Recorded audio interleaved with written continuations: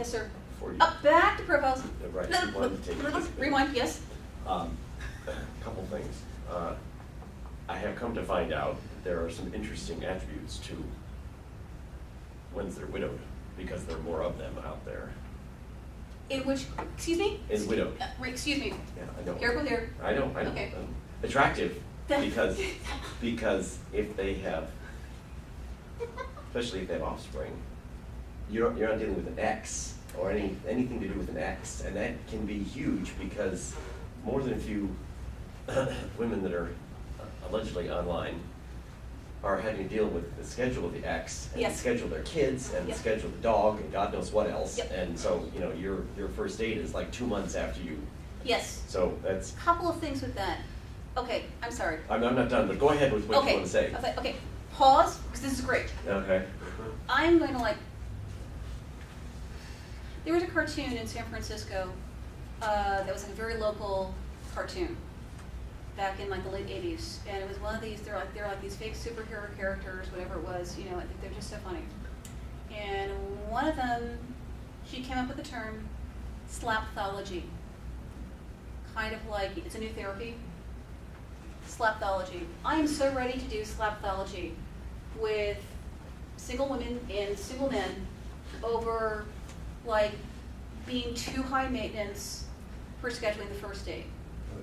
And you might feel a touch around your ankles with my saying this, because I know sometimes we all are guilty, we're all guilty of this to some extent.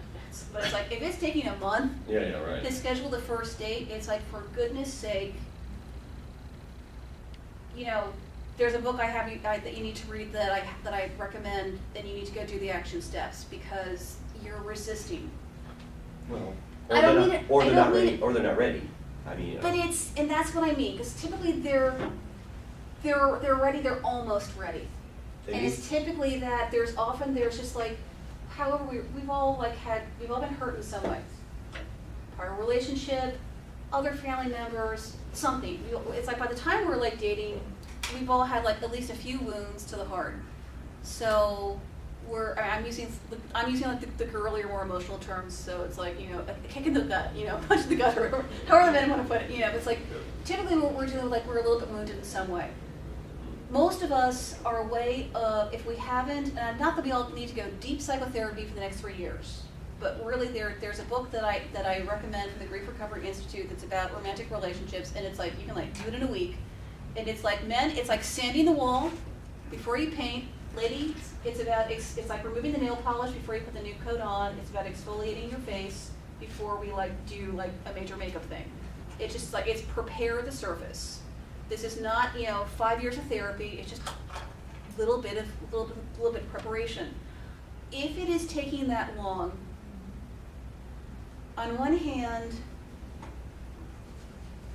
whoever knows more, be forbearing and be gracious. And just when they're doing that, just recognize the reality of what it is.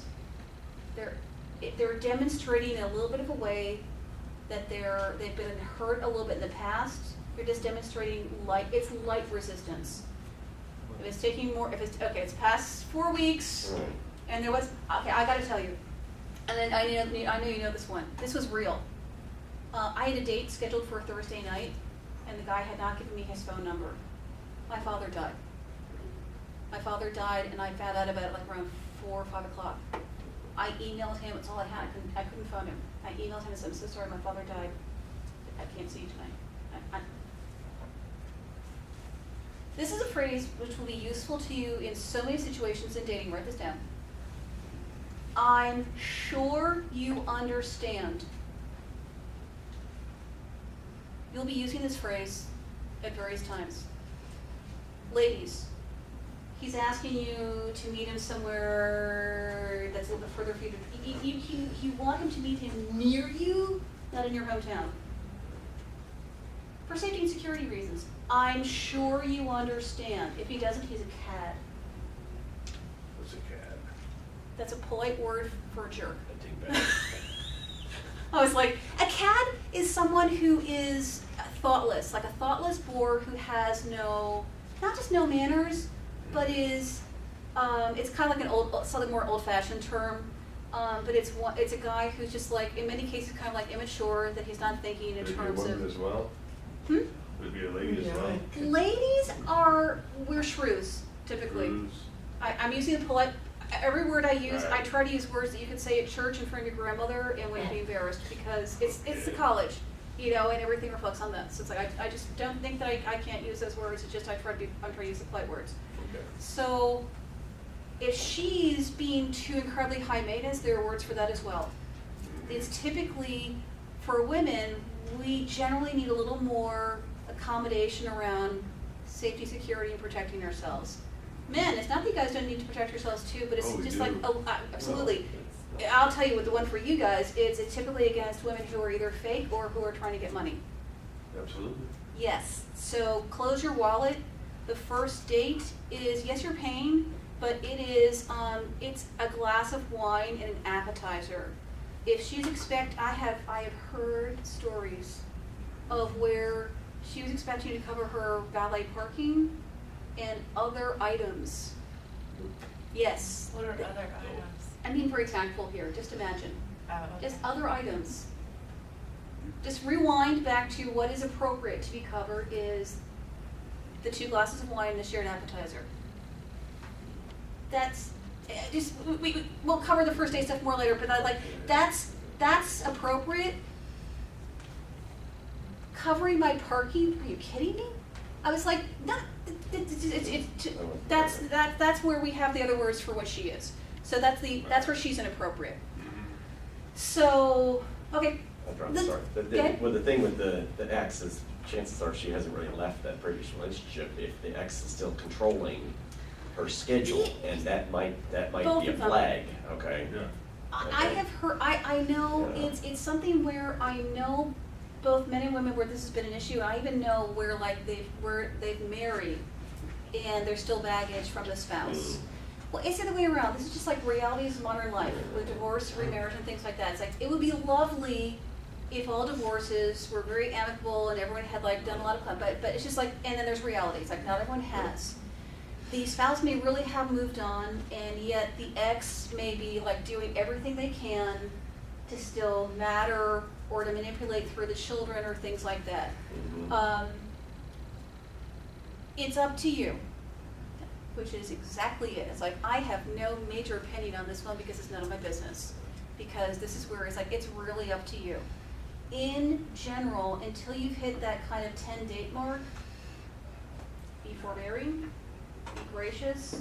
Part of it too is, it's not about, am I gonna marry you? It's about, be one of the good people that this person meets. Be one of the good women that he meets. Be one of like the really great guys that she meets, even if it doesn't really go any further than there. Be that great person, because how you are at any given time is how you are all the time. So if you're not, I mean, this is absolutely true in terms of like psychology and influence and all this sort of stuff. If you're, and we've all had like a slightly bad date, or I've had clients phone me from the bathroom, and it's Saturday night date, and they're like, I want to escape through the bathroom window, and I'm like, you can't do it. Men and women, they're like, the guys are like, how do I get out of this? How do I get out of this, and how fast? And I'm like, do this. But you got to go back there and say goodbye. Is as much as possible, be one of the good ones, because whatever are your habits of behavior is how you're going to be in a relationship. So it's like, don't think like, oh man, what can I get away with on this day? Because he's like so into me, I can have like a more expensive meal. I mean, not that women like, well, some women do. Most women are not doing that. Some women are. I know they are.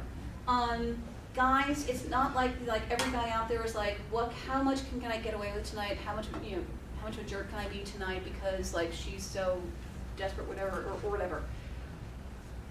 I use that hyperbole because most of us are not thinking like that and quite doing that. But every once in a while we'll like think like, oh, this is kind of boring. How fast can I get out of here to the point of where you're rude? Practice being gracious because it's what you want to be in most of your relationships. Because in marriage and in life, things will get stressful at some point. If you can practice now where it is easy to practice being gracious under stress, when it will matter to you more, you'll have practiced it before.